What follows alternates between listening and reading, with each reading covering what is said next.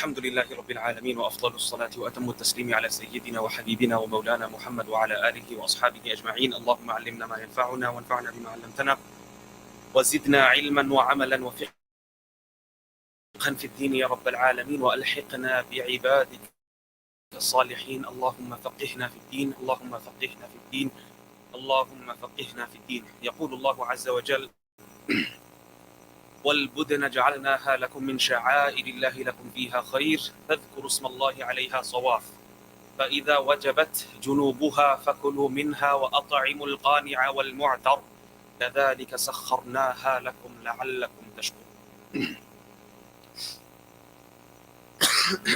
The verse is in regards to Qurbani. Inshallah, let's continue with the book. Don't want to speak too much. We'll continue with the Masail. We stopped at page 41. Here it continues of the hair has been cut off. The hair of an animal that is cut off. For example, a cow or a goat or a sheep. The animal, the hair, it is mustahab for the person making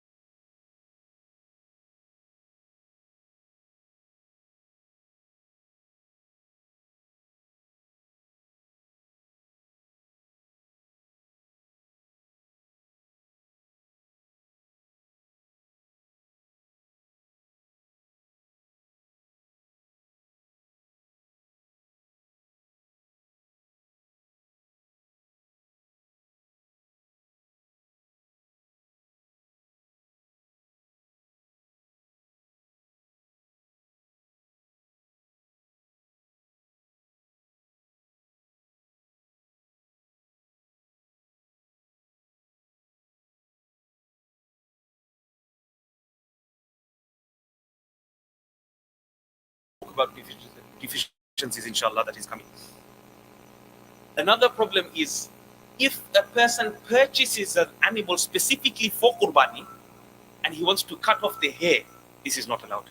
This is not allowed. A person must not do this. Not that the animal will not be halal, the animal will continue to be halal, but it is makruh. It is makruh to do such a thing. Instead, a person, he should have shaven it or trimmed it before purchasing of the animal. That understood? If he has done this unknowingly, out of ignorance, it happens. Most people don't know fiqh. This is something that I'm going to remind you again, brothers. Especially those that think just if I learn 1 year or 2 years of Arabic and I go to Syria or Egypt, I'll become Shaykhul Islam. It's for those brothers, yeah? For those youngsters. If a person hasn't studied law, how is he going to for example, a person that speaks the English language, does he know law? He doesn't know law. Unless he goes and studies law formally, under instruction, he will never understand law. Same thing with the rules of Qurbani. If you never understand and if you never studied the laws of Qurbani, no matter how much Arabic you know, you will never come to know the Masail of Qurbani. Because this is to do with the laws of Sharia. You are jahil from the laws of Sharia. You go to an Arab and tell him to explain to you this stuff, he'll be completely jahil. He'll be completely. This is to clarify that anyone that speaks Arabic doesn't mean he understands Masail. Doesn't mean he understands fiqh. That's why we say, Allahumma faqihna fi din. Just like Rasulullah made dua specifically for Ibn Abbas radiallahu anhu and many of the other Sahaba for fiqh in deen. Fiqh in deen means deep understanding in religion. Not just understanding superficially the translation of Quran and Hadith. No, this is not the intent. Otherwise, everyone will become Shaykhul Islam, everyone will become Maulana, everyone will become Mufti Sahib. This is not the case. Anyway, the more Masail we go through, inshallah, it will open up our brains and we'll understand why Faqih is a Faqih. A Muhaddith will remain in his position as Muhaddith, he'll continue to narrate Hadith. But a Faqih will remain a Faqih. You can never understand it. You can never understand the depth of a mind from the angles which a faqih looks at any mas'ala, any issue of sharia. It is not permissible to cut the hair of an animal once it has been purchased, yes, with the intention of qurbani. And if someone has done this, it will be wajib for him to give the price of it in sadaqah. Okay, price of the, not the animal, not the animal. Here is not the animal, okay? The what you call the fur. Here the fur. Normally when they say the price of the animal is sadaqah, yes, it normally refers to the actual animal's price. Here it's not the case. Burning the hair and cooking it. After you slaughter the animal, slaughter is finished. Slaughter is finished. You said Bismillah, Allahu Akbar, Alhamdulillah, the animal is halal, the qurbani is done. Yes? After that, what they normally do in villages is burn the legs and part of the head, the hair of the legs and the hair of the head. So after this burns out, then they cook the animal and then they eat the animal. Yeah, those parts of the head and those parts of the legs. This is completely jaiz because the animals already sacrificed.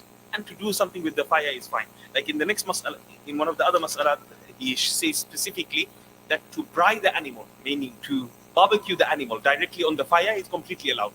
Sahaba has done this. This is completely allowed. There's no karaha. There's no dislike in such a thing.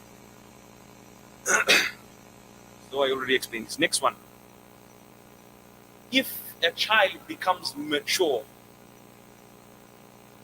before the sunset of 10th, 11th, or 12th. 10th, 11th, and 12th are the actual days of Ayyamut Tashriq. Yes? The days of Eid. Indin Eid for Indan Yamda. 3 days. So these are the part of the 3 days of Eid. So if a child becomes baligh at that age and that child has the amount of money sufficient for nisab, which is, I told you, approximately is 550 pounds according to silver. This is which the muftis generally give the fatwa upon. Okay? Those who go with the opinion of the gold can also go with the opinion of gold, meaning those who have more than 5,500 pounds or so inside your bank account as savings. So if a child has that much in savings, whether it's you go with the opinion of 500 according to the majority of the scholars, or whether you go according to the opinion of gold, which is 5,500 pounds approximately in this time and age, as we're speaking, and that child becomes baligh on those days or before the days, yes, or before the days of Hajj and the days of Tashriq, then in that case, that child will have to give a wajib qurbani. Qurbani has become wajib, just like fasting has become wajib. One share of a qurbani will have to be given, whether it's a goat, sheep, or one share of the 7 shares in a big animal. Qurbani on behalf of a matured children, Here, it is not the responsibility of the father. The moment the child turns, yes, I know naturally nowadays it's a different understanding because we are babyfied and we continue to babyfy our children. Unfortunately, our children, even at the age of 13, we treat them like as if they're still children, babies, be like toddlers. Isn't it? Yeah? Unfortunately, this is the case. This is the time and age that we live in.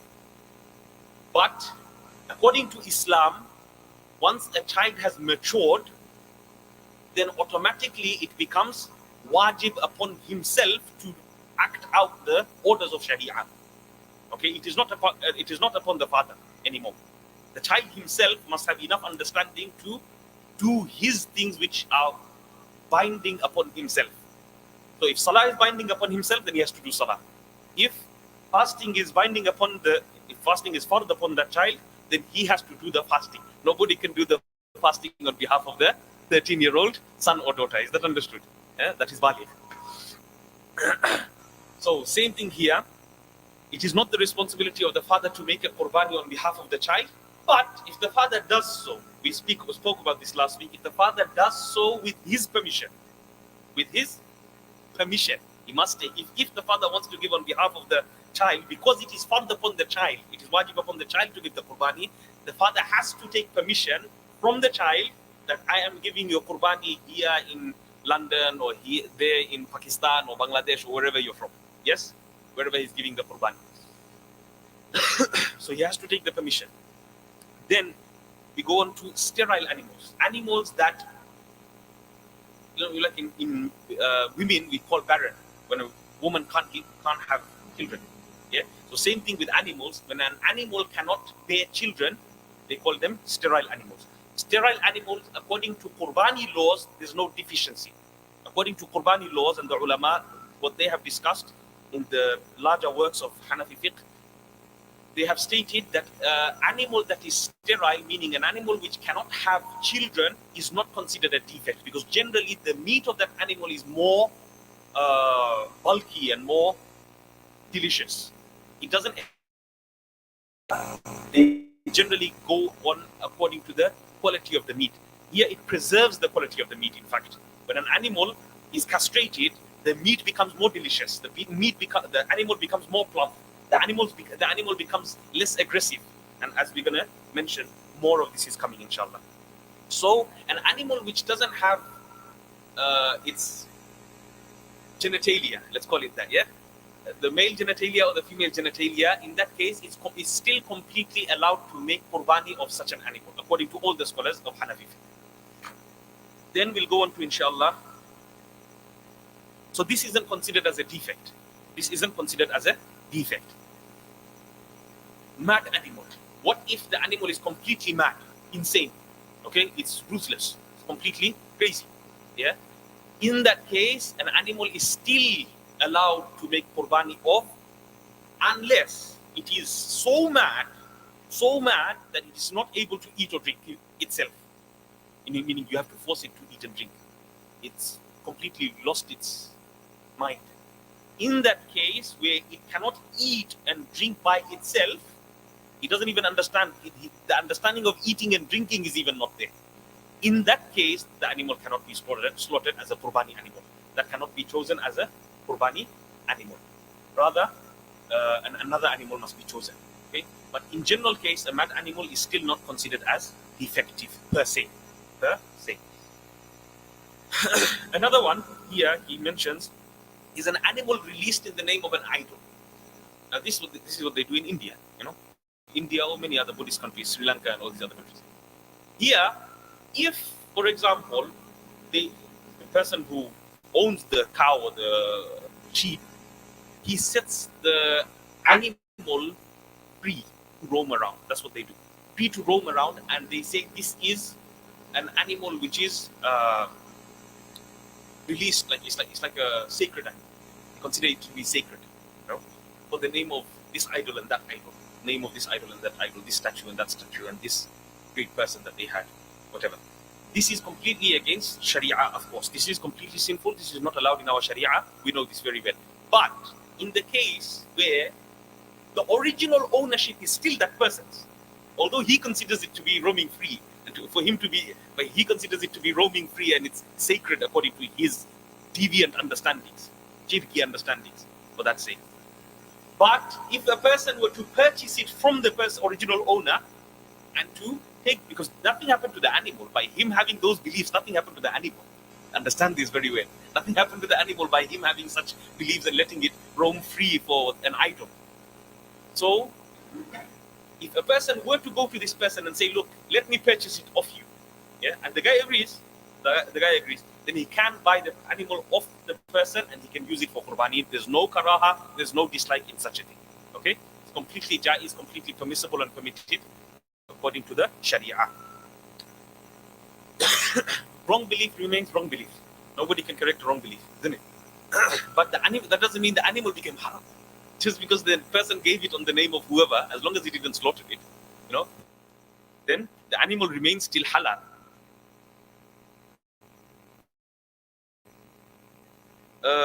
Then they mention, we spoke about the tripe last week. Tripe is basically the lining on the stomach of an animal, of a cattle.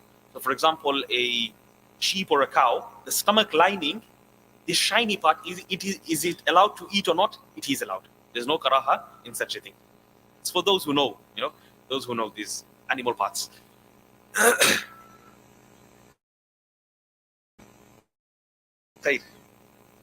If a child is under the age of maturity, it's not mature yet, qurbani cannot be wajib upon the child. Qurbani is not wajib upon the child. The father doesn't need to give his name or her name.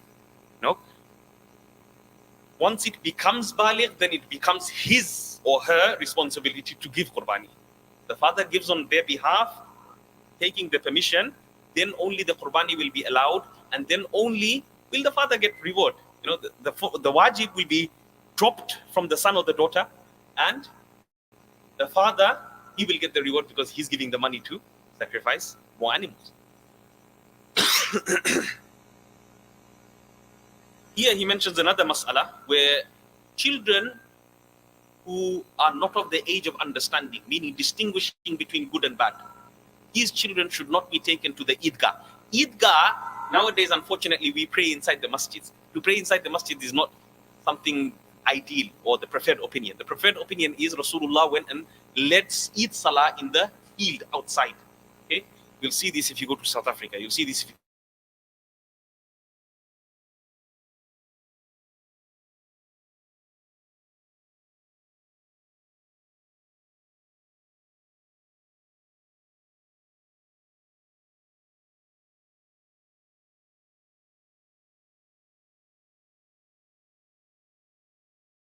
be taken to the Eidgah.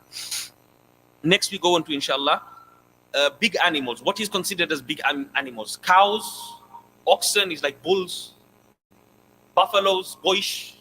Yeah? Those who know boish, Bangladesh. You can give boish, cows, oxen, bulls, cows, camels, male or female. All of these categories, male or female, no problem. None of them have any type of dislike. All of them are allowed to give in qurbani. And these are specifically mentioned in hadith. Okay, these are specifically mentioned in hadith. This is why I mentioned last week, it is not allowed to give a gazelle, a deer, okay, antelope. It is not allowed. Why? Because it hasn't come in the hadith knowing as cattle as well. Okay, only cattle are allowed. Only that which has been stipulated is allowed. So deer will not be allowed for qurbani. Okay, another mas'ala he mentions here, another issue, issue. It is allowed to give the qurbani of a large animal by one person. Normally, a large animal, it has 7 shares. Okay, up to 7 shares. We say up to 7 shares. If a person decides to, he's got money, Alhamdulillah, Allah has given him a lot of money, he decides to give a whole animal, whole big animal himself. He wants to give a whole camel, let's say, yeah? Can he give a whole camel? Can he give a whole cow? Can he give a whole ox? Can he give a whole bull? Can he give a whole buffalo? Yes, he can. There's no karaha. In fact, this is more rewarding because he's giving a larger animal, and the larger the animal, the more hairs it has, and the more hairs it has, the more reward the person gets, because for each and every single hair on the animal, you get rewarded. You get rewarded. Allahu Akbar. So one person doing a large animal is completely jaiz. There's no karaha. It is very good. This is very good.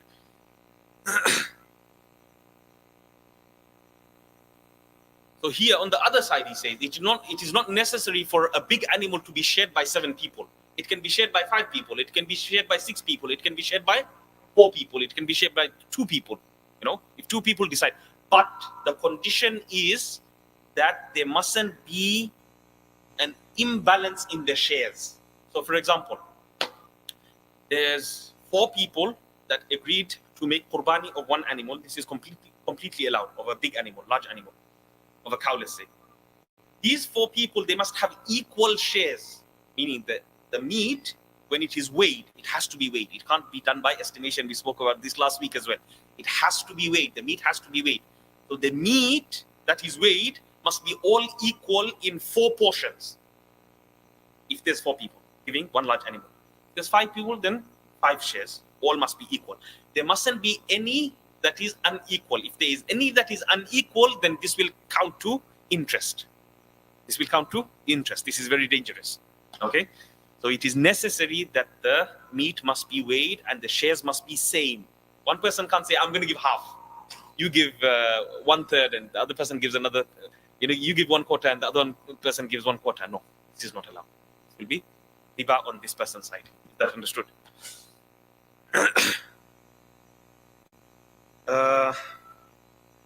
Don't worry, these masail, even us in madrasa, we forgot. I don't even remember studying these masail. A lot of these masail, don't think that it's just new to you. It's also new to us as well sometimes. Some of these masail, we haven't gone across them. Or even if we have gone across them, we don't remember them. Okay? because it's something that's, inshallah, afterwards, inshallah.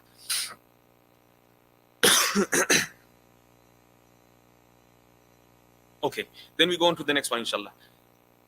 If a Muslim slaughterer forgets to say, the clause here is forgets to say Bismillah at the time of slaughter, what happens to the Qurbani? Is it allowed? Is it not allowed? Is it halal? Is it haram? It is halal. It is halal according to all the ulama, and especially according to the Hanafi madhab as well.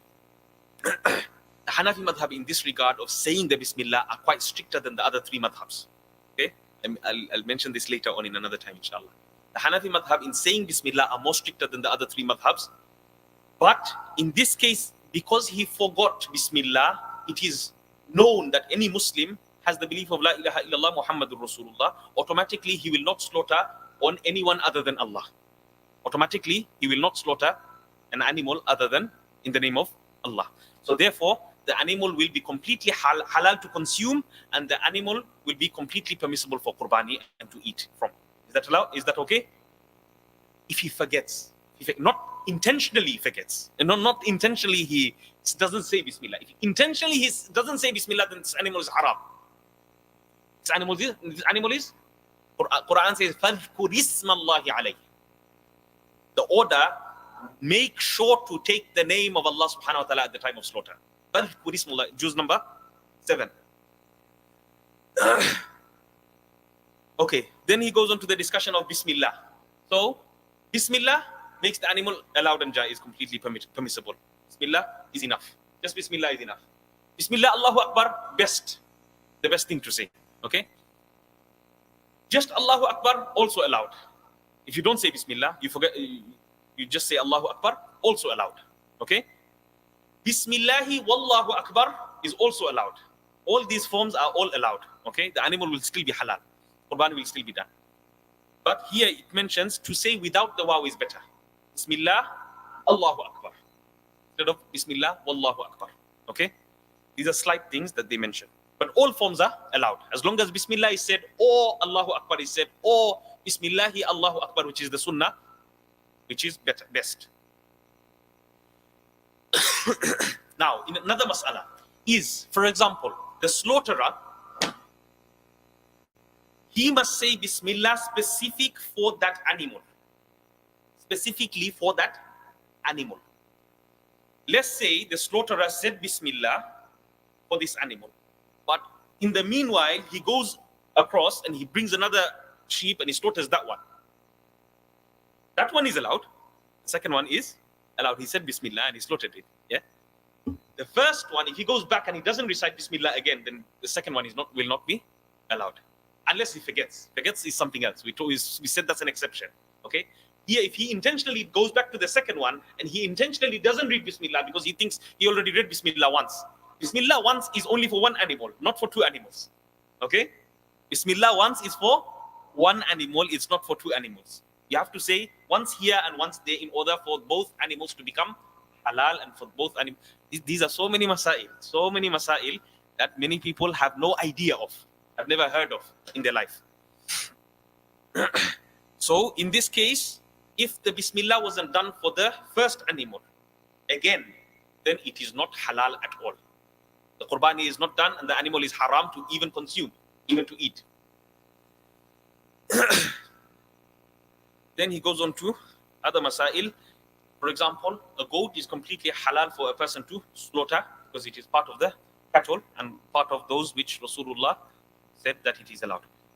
The condition for the goat to be slaughtered is that it must minimum be 1 year old.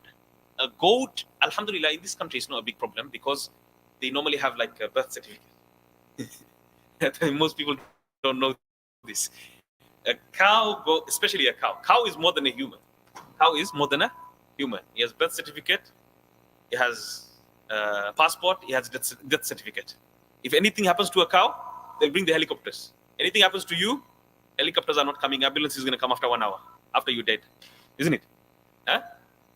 So the cow is more important than you and me, unfortunately. This is the time and day and the place that we live in. Anyway, this is besides the point. Now,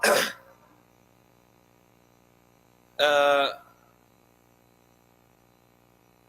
they are labeled. They are labeled the day that they are born. So you know exactly they are 1 year old or less than 1 year old. Now, what the shops are doing, Allahu A'lam. What the shops are doing, Allahu A'lam. If what they are choosing from the arbiters are less than 1 year old or more than 1 year old, that Allah knows best. Okay? That you have to investigate yourself. They normally give a tag number. And you can go and search it up on Google, whether it is 1 year old or not. So in this country, mashallah, we got the QR code and everything. Is very easy to know whether the animal is more than 1 year old or less than 1 year old. So a sheep, okay, sheep is an exception. We'll come to those exceptions. But a cow must be minimum 2 years old. A buffalo must be minimum 2 years old, boyish. An ox must also be, a bull must also be 2 years old. A camel must be 5 years old.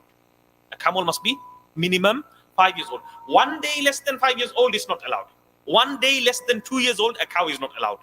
1 day less than 1 year old for a goat, not allowed. Not allowed. Is that understood? Your Qurbani is not done.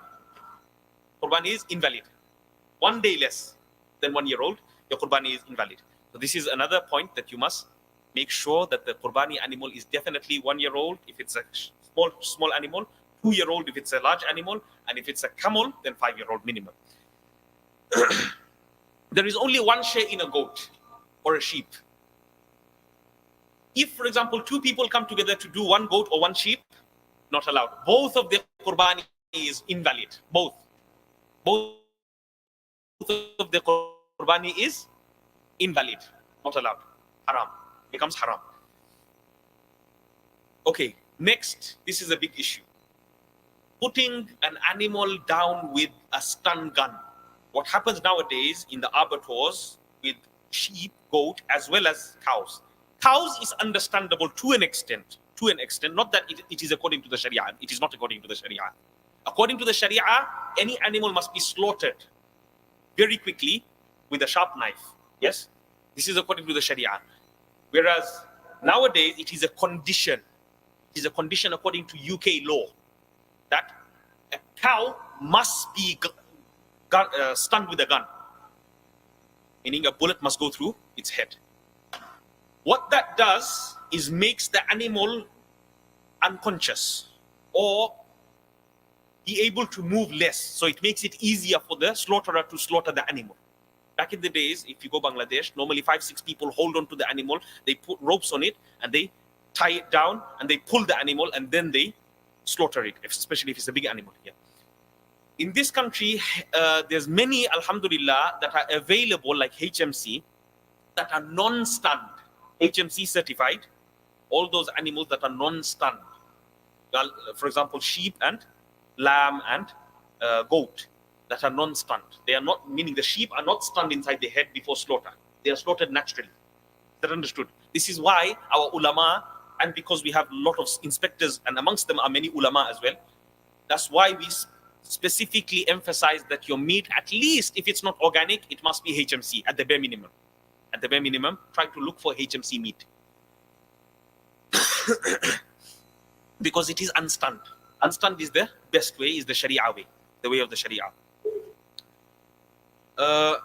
Then we go on to,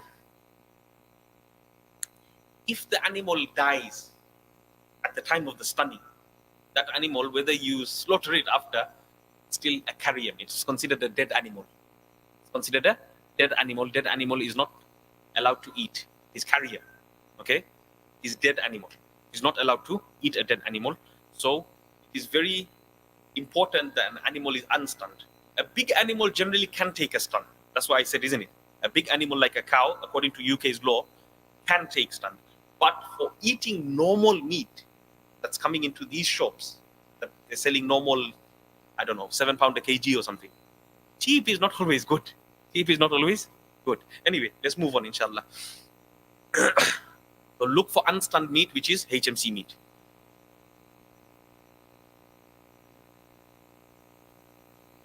Okay, if a person shoots an animal, let's say Bismillah, Allahu Akbar, he shoots the animal, and then before he dies, he slaughters the animal, then of course the animal will be completely halal.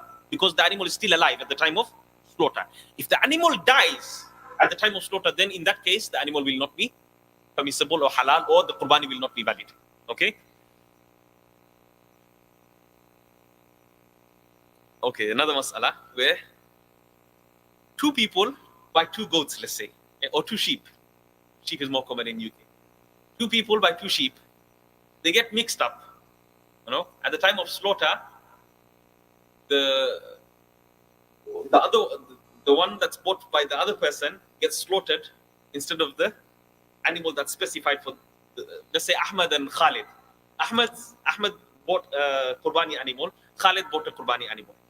Khalid's qurbani went for Ahmad's qurbani, and Ahmad's qurbani went for Khalid's qurbani. Is it allowed? It's completely allowed. There's no need to. It is not wajib on either to substitute or give the money in value. Okay, both of them are completely allowed, even if it gets mixed up in that way. We said also the qurbani of a buffalo is completely allowed, male or female. Male or female. A squint animal, I said in the beginning of the book that it says it's invalid, but according to the ulama, it is valid. It is valid. As long as we said about the squintness is not that big of a defect, it is still a minor defect. Whereas, if the eyesight of an animal, let's say one eye is popped out, then in that case, the animal is not allowed for qurbani. If, for example, 1/3 of the eyesight isn't working, then in that case also, unless it's less than 1/3 of the animal's sight, meaning the vision is slightly blurry, not that blurry, okay, then in that case, the animal is allowed for qurbani as well. Again, the qurbani of an ox has to be a minimum of, the condition is the minimum of 2 years old. We already spoke about this. Okay, another mas'ala here, now it goes into aqidah. Here they mention specifically in the books of fiqh. Why? Because according to us, the person is still a Muslim. The person is still a Muslim. If a person doesn't, the person who's slaughtering the animal, nowadays we don't go and slaughter our own animal, do we? We don't go and slaughter our own animal, generally speaking. So, the person slaughtering the animal, he doesn't pray, he doesn't fast, he drinks alcohol, meaning he does all the kabira guna, he does all the major sins. If he does all those major sins, then in that case, his qurbani will still be valid because he's still a Muslim. He's still, at the time of slaughter, he's still saying Bismillahi Allah wa Akbar. But he'll be a major sinner. He'll be a major sinner. The wife. If the wife is a sahib nisab, meaning she has more than £500 in her account and she is someone who has to give zakat, or she has gold. She doesn't have money, but she has gold. Okay, she has more gold, 7.5 bori, they call it. Anyway, so if she has enough gold for, according to the nisab, then in that case, it is her responsibility of giving qurbani herself. She is separate from the husband. She's not the same as the husband. These two different individuals. Okay, you have to give two separate qurbanis. If the husband takes permission from the wife, again, like the children, takes permission from the wife and he gives it and he tells her that, look, I'm giving your qurbani here and I'm giving it on your behalf, your wajib qurbani, then it is completely allowed and the qurbani will be completely allowed. But it is not necessary upon the husband. Just like it is not necessary upon the husband to give zakat on behalf of her. Her wealth is her wealth, your wealth is your wealth, isn't it?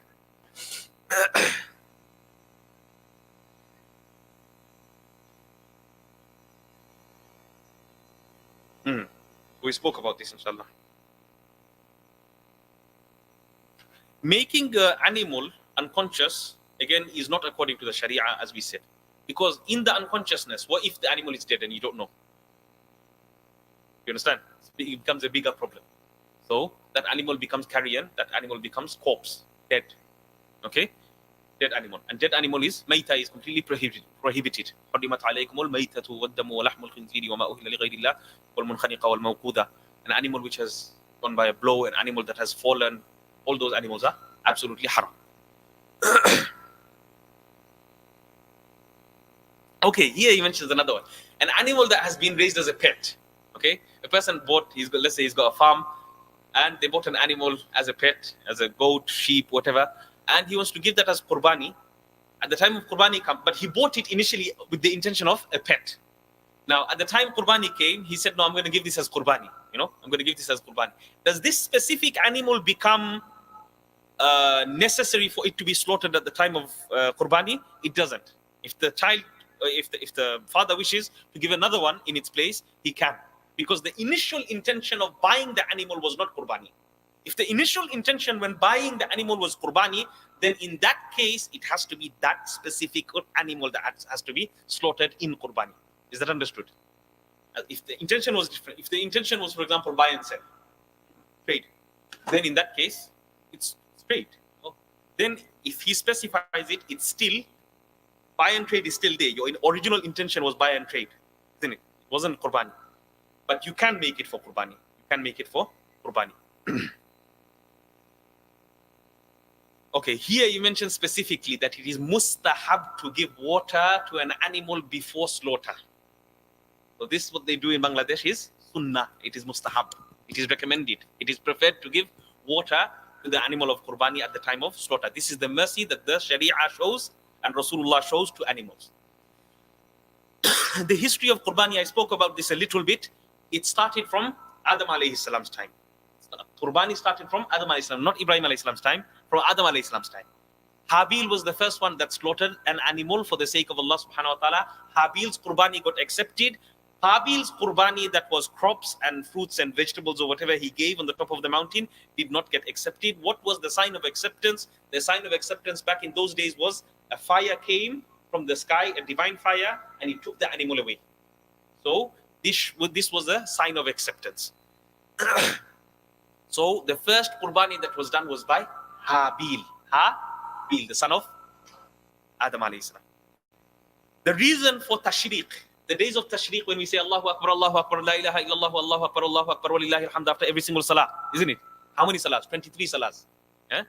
Those days, or those 5 days that we make the Allahu Akbar, La ilaha illallah, Allahu Akbar, Walillahi alhamd, the 3 days after Eid is called the days of Tashriq. The days of Tashriq. Why is it called Tashriq? According to one opinion, according to many of the ulama, what they say, after the Qurbani meat was slaughtered, they would normally dice it into small pieces like curry pieces, and they would put it in the sun to make them dry into dry pieces of meat like biltong. In South Africa they call it biltong. We'll call it hutki, isn't it? Hutki of the animal cow meat. Anyway, whatever the case. So they used to dry the animal's meat in the sun. So when drying in the sun, this is called the sun, the blazing of the sun. When it blazes the meat, this is called tashriq. So that's why they say tashriqul laham. Tashriqul laham. The sun blazing the animal, drying the animal with that here intensity is called tashriqul laham. Other ulama say it is because the day of Eid Salah. The Eid Salah is performed after sunrise. After sunrise is when the sun comes out. Okay? And a person who performs the Ishraq Salah, the 2 rakats that we pray after 15 minutes of sunrise, that Salah, that person is called the Mushriq, not Mushrik. Mushriq with a qaf, qalqala, yeah? Qalqalatul kubra. So, that person is someone who prayed at that time, meaning after sunrise time. That time is called, and that's why Eid Salah is performed after that time, after sunrise.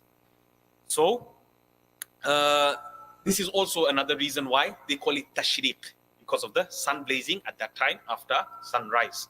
So those 2 meanings are there.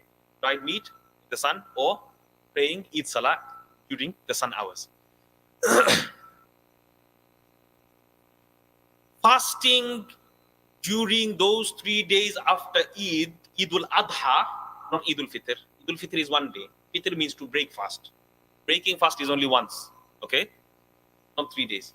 That's why the 6th fast of Shawwal you can keep immediately after the Eidul Fitr. Whereas Eidul Adha, the big Qurbani Eid, which is coming now, after the Eidul Adha, the 3 days after that is called Ayyamut Tashriq. Eid day is prohibited to fast. The 3 days after that is also prohibited to fast. Okay? Why? Because you're the guest of Allah. Allah is honoring you as He's hosting you. So for you to eat those days, those three days, is Allah's special favor upon us. Allah's special favor upon us. So you can't reject the special favor of Allah subhanahu wa ta'ala. This is the reason why you cannot fast on those 3 days after Eid.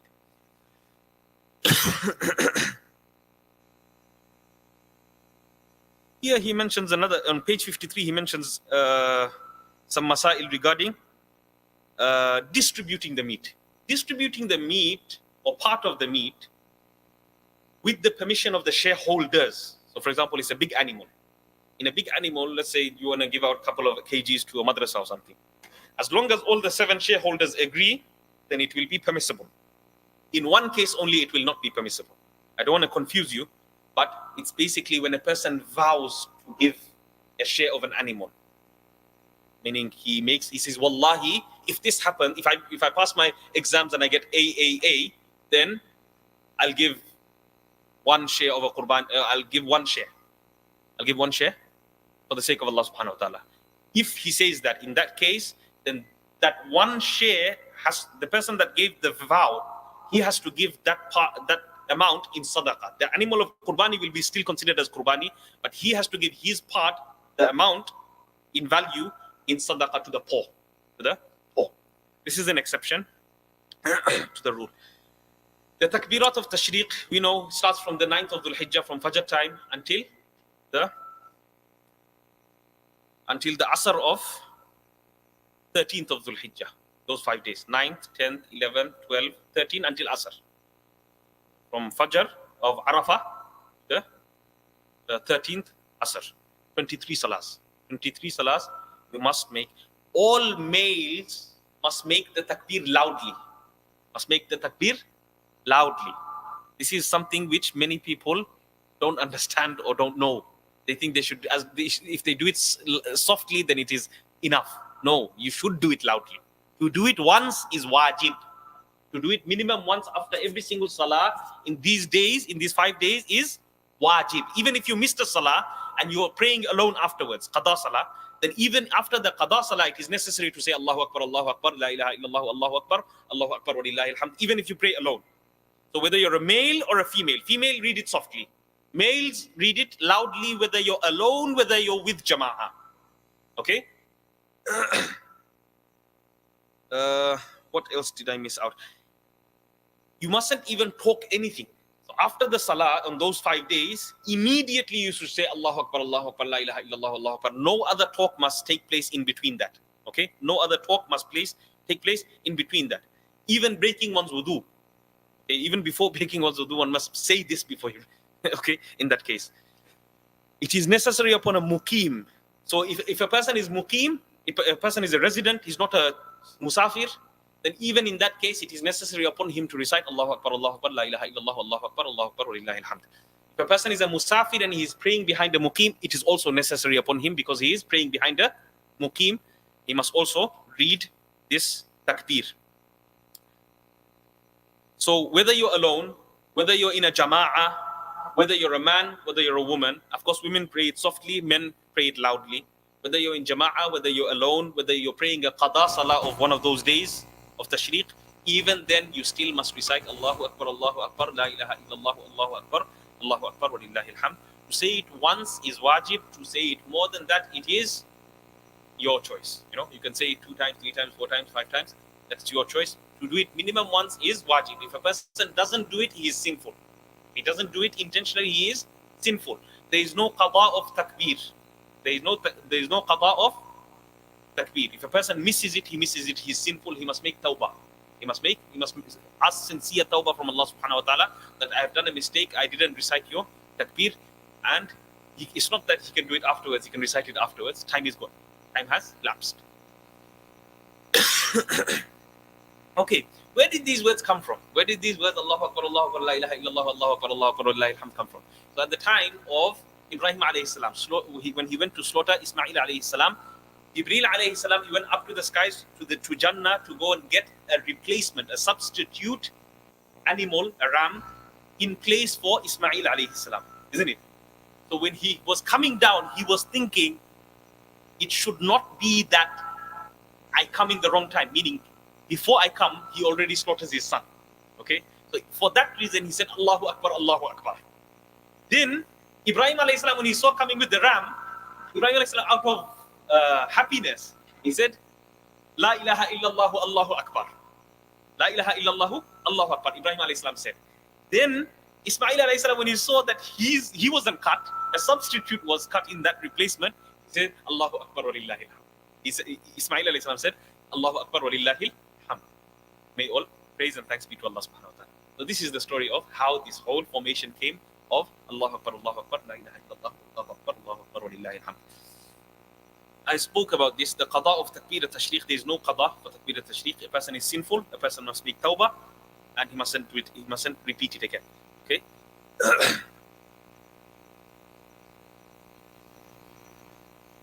Okay, by reciting Allahu Akbar, or we are reciting Bismillah, I said, even if the animal is standing and a person slaughters it, it is halal. It is still halal. The ideal way is to put it down on the floor and put it down on the ground and then to slaughter it. But if a person does it while he's standing and he says Bismillah or he says Allahu Akbar or he says Bismillah Allahu Akbar and slaughters it, it's fine. The animal is still halal. The animal Qurbani has still been done as long as the veins are severed.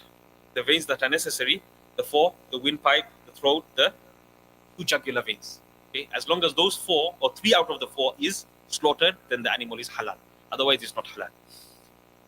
The sound of the takbir, it is necessary. Yes, he mentions again, that it is necessary to say it in a loud voice.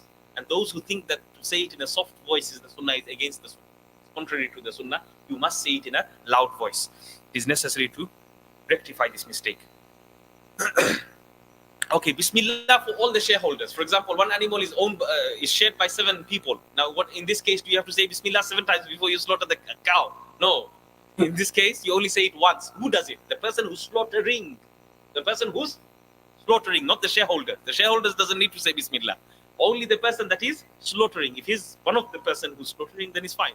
As long as he's one of the shareholders as well, that's fine. If he's not one of the shareholders, he's also fine. But the slaughterer or the person holding the sword, holding the knife, that person has to recite the Bismillah Allahu Akbar. The people that are on the legs, they don't need to recite Bismillah Allahu Akbar, okay? The person holding the legs and the animal's head and the back or something, they don't need to recite Bismillah. Only the person or the persons, there's 2 persons that are slaughtering the animal, they must say Bismillah Allahu Akbar.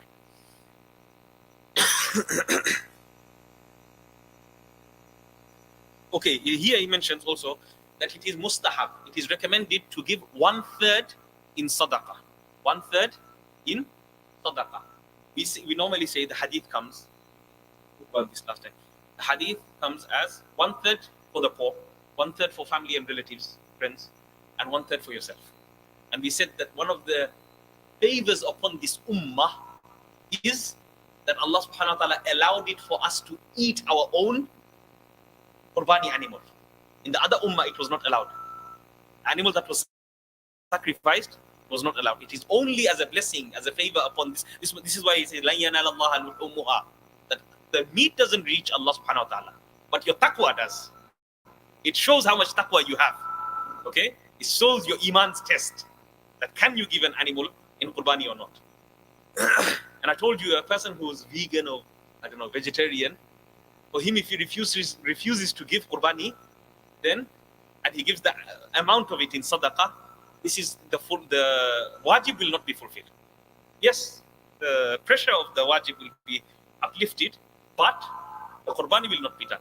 The wajib Qurbani will not be done. He will still be sinful.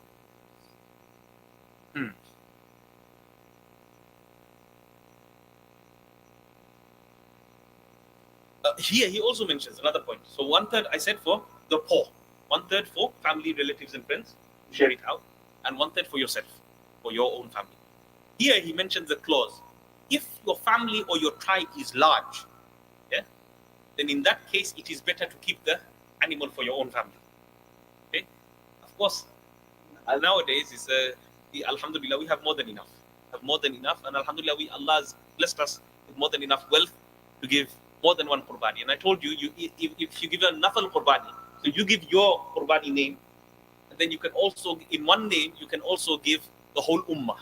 And the whole ummah, you'll get the reward of the whole ummah giving Qurbani. Plus, that's why it's unlimited on a nafal Qurbani. On a wajib Qurbani is different. You can't give two names. Okay? You can't give two names in a wajib Qurbani. Wajib Qurbani can be given with a nafal Qurbani. Yes, that can be done. One of the shares can be nafal Qurbani or aqiqah. Aqiqah is another. If it's part of the aqiqah of someone, then that also will be allowed. And you can give it for unlimited people, dead or alive. Dead or alive. So loads of people, they think, oh, to give it on behalf of the deceased, it might be problematic. No. According to the Hanafi madhab, all the ulama, from the beginning of time until the end of time, all of them are in absolute agreement, consensus, that it is allowed to give on behalf of the dead. Whether it's your father, whether it's your grandfather, whether it's your nana, dada, mami, khala, whoever it is allowed to give it on their behalf, even if they've passed away, even for Rasulullah. Some people you'll see they give specifically for Rasulullah out of love of Rasulullah sallallahu alaihi wasallam. This is completely jaiz, this is completely permissible according to all the scholars of 1400 years. Okay, anyone that comes and says otherwise, he must go and find his own sheikhs.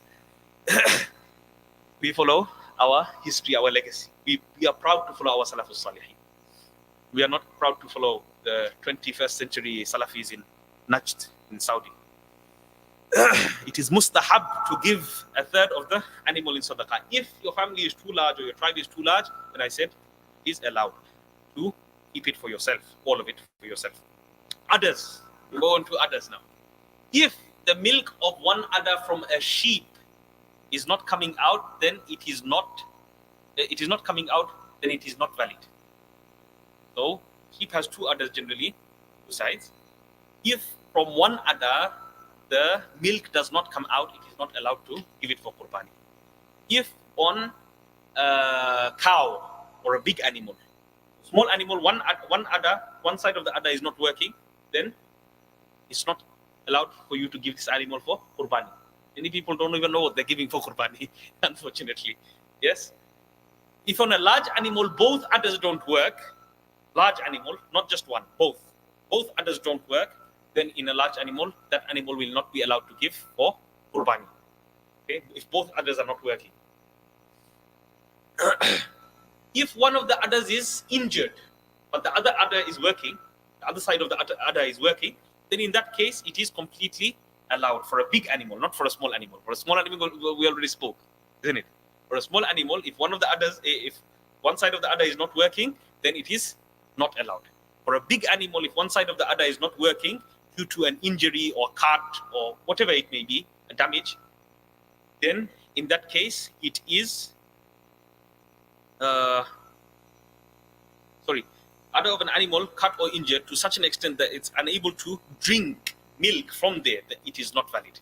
Okay. So if one of the udders of a large animal,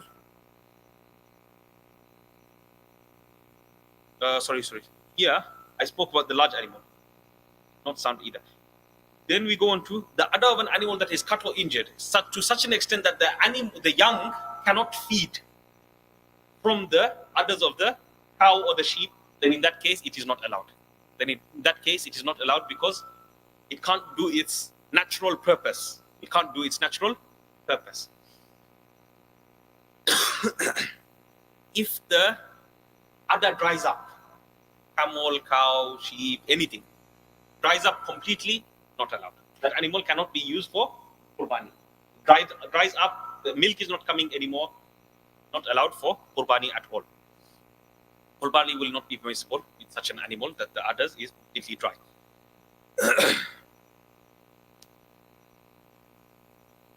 Okay, another point is, of course, with the animal, if it's a female animal, then it's going to have udders. It's 2 years old. Anything under 2 years old is not going to be allowed to give as qurbani. If the animal is a female cow or an ox or a whatever, buffalo, and it doesn't have udders at all, even in that case, your qurbani will not be allowed. Qurbani will not be allowed. Okay? Because under 2 years old is not allowed as it is. Okay? But if it doesn't have the udders completely, meaning it hasn't grown at all, then in that case also, this animal cannot be used for qurbani.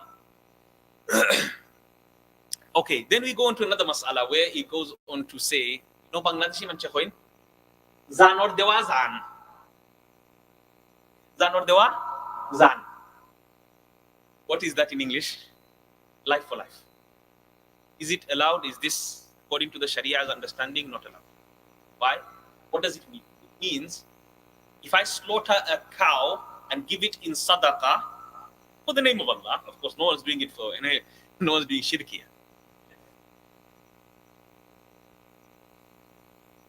Sheep's over horo, cows over horo. In that case, where you slaughter a sheep or a cow, your son gets ill, your daughter gets ill, and you do it because you heard your parents do it.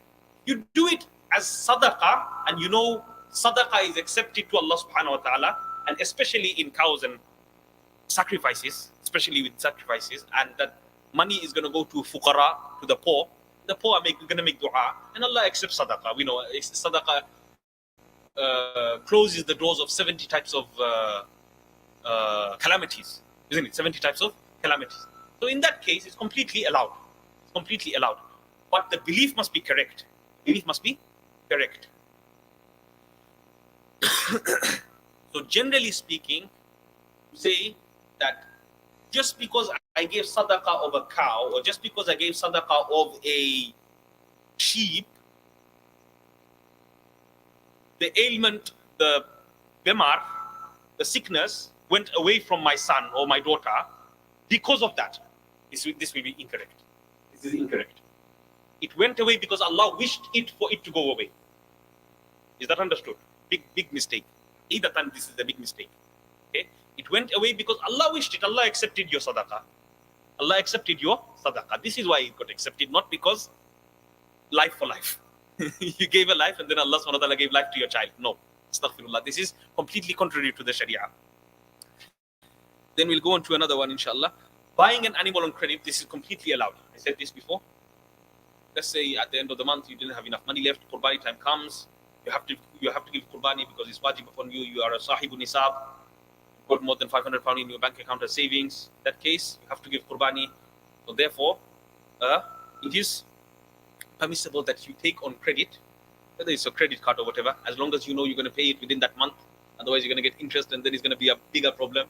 Okay, as long as you know that no interest is going to accumulate, then it's completely fine. You can take the money and give the money after your pay slip comes at the end of the month. That's fine. You can give it for Qurbani. It is allowed. The person passes away after purchasing Qurbani. Yes, this is very important. Person, he passes away after purchasing. So, for example, we 7 people came together. We want to slaughter a cow for Qurbani, a buffalo for Qurbani, whatever it may be. Now, just before Eid day comes, Ahmed passes away. And he's one of the 7. He's one of the 7 people that are going to participate in this Qurbani. In this case, the responsibility goes to the heirs, the inheritors, those who are going to inherit from that Ahmed. Whoever's going to inherit from that Ahmed, they all have to be mature. This is the condition. They all have to be mature. Baligh. Okay, baligh. Whether it's a girl or a boy, whether it's a son or a daughter, they have to be over the age of bulugh. Whether it's 10, 11, 12, whatever age that they become baligh. And some girls become baligh at the age of 10, some of them at the age of 9. Boys, maybe a bit later, maybe 12, maybe 13, I don't know. Okay? Whichever age that they become baligh. All the heirs have to be baligh in order for them to give permission for the Qurbani to go as Isal Thawab. Isal Thawab means the reward will go to the father. All of them have to give permission. If one of the heirs that are inheriting from the person that has passed away from the 7 people, remember Ahmed? He was from one of the 7, isn't it? He passed away. If one of the heirs that are inheriting from Ahmed are not baligh, then it will not be permissible for the rest of them to give permission. Sasai delays on permission, wife delays on permission, no, not allowed. Not allowed. Because this goes inside the estate of the person.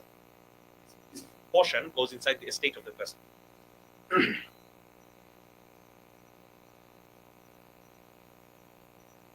Okay, another one is a person, the days of Qurbani comes, the 3 days, he is unable to, for whatever reason, he is unable to give Qurbani. What does he do? He has to give, after the 3 days pass, he has to give the amount of a share in sadaqah to the poor. Amount of the share of an animal, 1/7 or 1 whole sheep, price of the sheep in sadaqah. Okay? If he wasn't able to, He searched and searched and searched, but he couldn't find an animal. Or the days passed, those 3 days passed. He can slaughter that animal that he bought during those days. He can slaughter that animal, but that animal must be given as sadaqah. He cannot eat from that. He cannot eat from that, and he cannot feed the wealthy from that animal.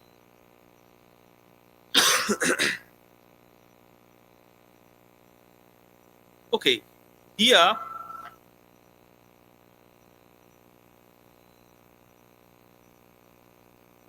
so all the animal must be distributed to the poor if the days of Qurbani have gone.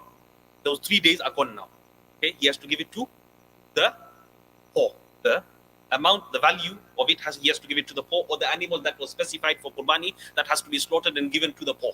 He cannot eat from that Qurbani.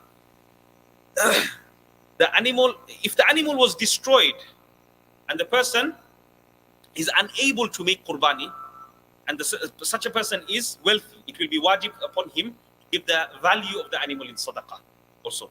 Okay, we'll go on to the next one. The animal should suffer as little as possible. Yes, we said this before. The animal must suffer the least amount of pain. And our Sharia specifically says, our ulama specifically mention, the knife must be extremely sharp. That's condition number 1. Condition number 2, animal must not be slaughtered where it can be seen by other animals that are gonna be slaughtered. The animal must not be in the presence of other animals that are getting slaughtered. This one must not see the other ones getting slaughtered. The other one must not see this one getting slaughtered in front of them. This is not allowed. Then the third one, the required veins. I told you 3 out of the 4, the windpipe, the food pipe, the windpipe, the throat, and the jugular, the two jugular veins on the side. Those veins have to be cut. They must be properly cut. The knife should not be sharpened in front of the animal that is being slaughtered. That's another condition. Both 4 conditions. The knife must not be sharpened in front of the eyes that the animal is gonna be slaughtered with. And inshallah, subhanakallahumma wa bihamdika nashhadu an la ilaha illa anta nastaghfiruka wa natubu ilayk. Continue from page 62. Allahu Akbar.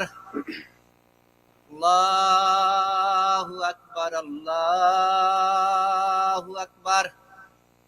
Ashhadu an la